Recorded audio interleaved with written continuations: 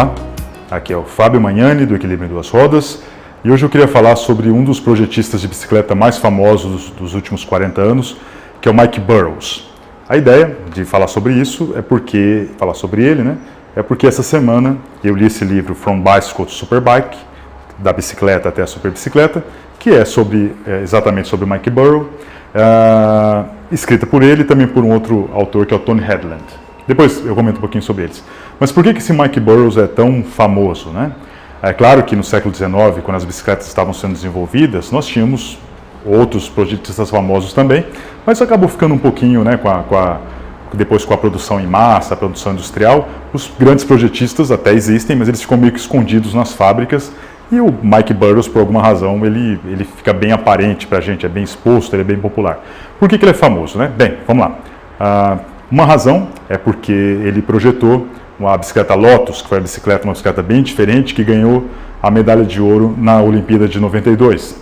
Ele é famoso também porque ele projeta vários tipos de bicicleta, projeta bicicletas de 3 rodas, triciclos na verdade, né? Bicicletas de 2 rodas, bicicletas para andar verticalmente, como essas bicicletas convencionais, bicicletas recumbentes, que são essas que nós andamos para trás, que são super rápidas, né? Bem aerodinâmicas, bicicletas de carga, bicicletas urbanas bem práticas, usa vários materiais também, fabrica bicicletas de alumínio, de aço, com fibra de carbono. Ele é um cara famoso também por ser bastante crítico em relação ao CI, que é o organismo que faz as regras das competições da bicicleta, e também bem crítico em relação às fábricas, por fazerem bicicletas que, segundo ele, não são as bicicletas mais interessantes do mundo. Ele é famoso por projetar bicicletas, fabricar as bicicletas, testar as bicicletas e competir com essas bicicletas também, então ele faz tudo isso. Ele é famoso por ter passado uma fase como projetista amador, de fazer bicicletas só para os colegas, depois de fazer sua própria fabricação para vender bicicletas para as pessoas, e até trabalhou na Giant, que é uma das maiores, ou talvez a maior, fábrica de bicicletas do mundo. Ele é famoso também por ter deixado, ou estar deixando, né, ele é vivo ainda, o conhecimento para a gente, através de livros e artigos, né, ele não esconde o que ele sabe só para ele. Então, por todas essas razões, ele é bastante popular. Esse livro, como eu falei, é um livro de 2014, publicado em 2016, eu comprei em 2017 e li agora, como eu disse. E ele é feito em 2 partes, uma parte por esse Tony Hedland e a outra parte pelo próprio Mike Burrows. Deixa eu falar um pouco sobre esses dois antes.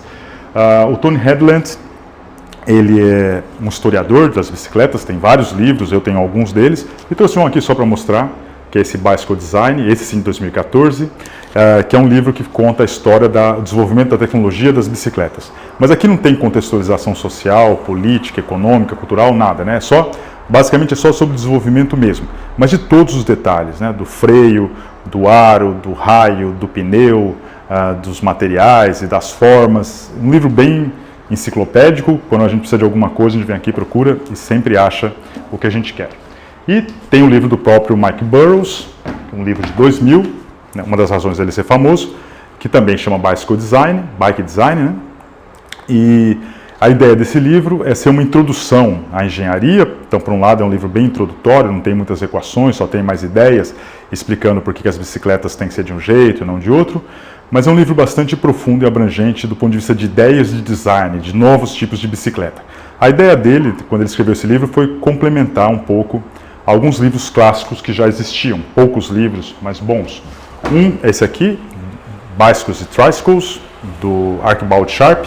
Esse que é um livro de engenharia, mesmo, engenharia mecânica, que explica como fazer os cálculos das bicicletas, dos quadros, como dimensionar a espessura da tubulação, para calcular a rigidez da bicicleta, a resistência e por aí vai, né? É um livro de engenharia mesmo, você pode aprender engenharia, resistências dos materiais, vibrações, mecanismos, tudo com isso. O problema desse livro é que é um livro de 1896, né? Um livro extremamente antigo, da época que as bicicletas eram mais importantes do que hoje em dia.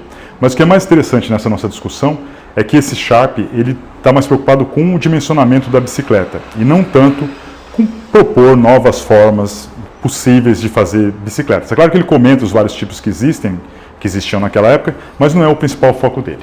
O outro livro, bastante importante também, outra bíblia, né? É esse aqui, Bicycling Science, do professor do MIT David Gordon Wilson. Essa edição que eu tenho é uma edição de 2004, só que o livro original é de 74. Esse livro daqui não fala tanto sobre o projeto do quadro, fala um pouco, mas fala muito sobre o ciclismo de uma forma mais geral, de como que o nosso corpo funciona, como que é a transformação de energia, as várias formas de energia, né?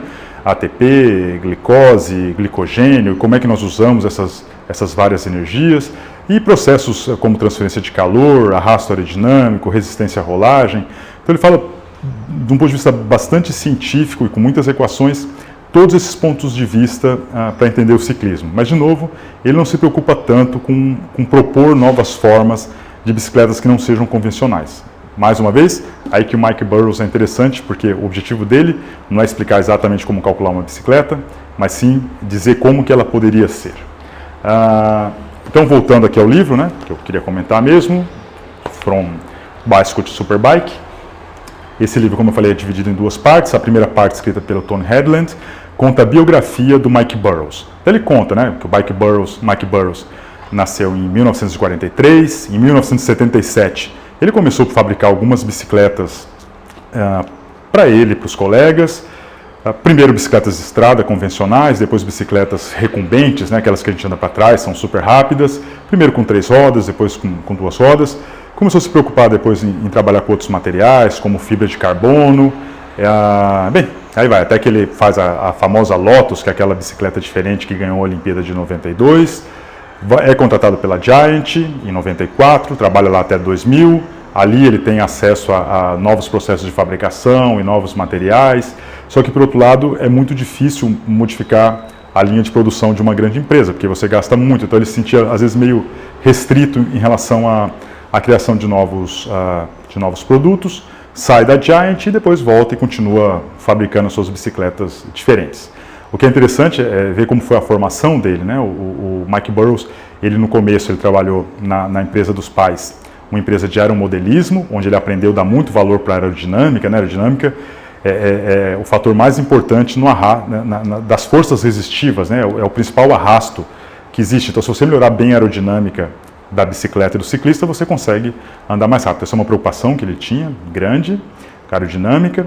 Depois ele foi trabalhar com usinagem, com fabricação de peças. Isso ajudou muito ele depois a testar vários materiais, várias ligações diferentes. E trabalhou também, até abrir uma empresa depois, de máquinas de empacotamento. E essas máquinas, o projeto dessas máquinas também deu uma visão para ele de design, que às vezes você não é... É claro que tem a preocupação da engenharia, que é projetar, otimizar as peças para que elas sejam mais leves e mais resistentes, mas tem a questão de design, que é a ideia geral, como propor uma ideia que vá resolver um problema da melhor maneira possível. E como as bicicletas não podem mudar muito na UCI, né, que é essa tal da empresa, do organismo que cria as regras, ele, como ele estava fora da UCI, ele podia criar coisas novas, né, bicicletas a mais diferentes possíveis, e foi o que ele fez como designer. A segunda metade, ele fala sobre alguns, né, sei lá, uns 20 ou 30 dos seus 74 projetos e algumas características interessantes, né, desde 77 até hoje em dia, né, o livro é de 2016, mas ele está vivo ainda, e algumas características dos seus projetos, né. Então, primeiro, ele projetou já bicicletas recumbentes, ele é famoso por ajudar a popularizar esse tipo de bicicleta. Bicicletas que você anda para trás, que até já participaram de competições na década de 30, mas a UCI proibiu, porque elas corriam demais. A UCI não quer que as bicicletas corram demais, ela quer que as bicicletas sejam mais ou menos parecidas para todos os ciclistas, para que eles possam provar que eles são diferentes e não que estão tendo alguma vantagem pela bicicleta. E a UCI também quer que as bicicletas façam os ciclistas sofrerem, para que eles provem que eles são heróis, né? E o que não é uma ideia muito boa para quem anda de bicicleta no dia a dia, que não quer sofrer, né? Então, daí, isso é o legal que os designers venham nisso. Então, ele é famoso por isso, fez vários tipos, né, de bicicleta, então, como eu falei, recumbentes, de carga, dobráveis, de pista, mais variados tipos. Ele é um dos precursores também do uso da fibra de carbono, mas não só no sentido de fazer uma tubulação mais leve, uma bicicleta convencional só com outro material mais leve, mas usar a fibra de carbono para fazer estruturas monocoque, que podem ser usadas tanto para melhorar a aerodinâmica da bicicleta como um todo, quanto para fazê-la mais prática, para você isolar, por exemplo, o lugar onde tem a corrente, para não sujar a pessoa que está andando no dia a dia. Outra coisa característica dele é usar o garfo de um lado só, que facilita você colocar e tirar roda, por um lado, então para bicicletas urbanas isso é interessante, e também é interessante para competição, porque você diminui o arrasto aerodinâmico, né? Então ele é bem famoso por essas várias coisas, né? E só para resumir um pouco, assim, por que as pessoas gostam tanto do Mike Burrows, né? Ele é um cara, então, que tinha prática e tinha teoria, que sempre estava aberto a um monte de ideias diferentes, mas não é só isso, né? Não é só como projetista que ele deixou um legado. Ele também deixou o legado de divulgar o conhecimento que ele tinha, libertar o conhecimento que ele tinha para todo mundo, e também teve a coragem de criticar a UCI e as fábricas e as revistas, que só sempre propõem o mesmo do novo, né? O mesmo de novo. Então, bem, parabéns para o Mike Burrows e vamos esperar que as novas gerações consigam manter essa chama acesa e conseguir unir, né, designs legais com uma crítica legal também, para ver se a gente consegue mudar um pouco as coisas e trazer as bicicletas finalmente para o século XXI. Até a próxima, tchau!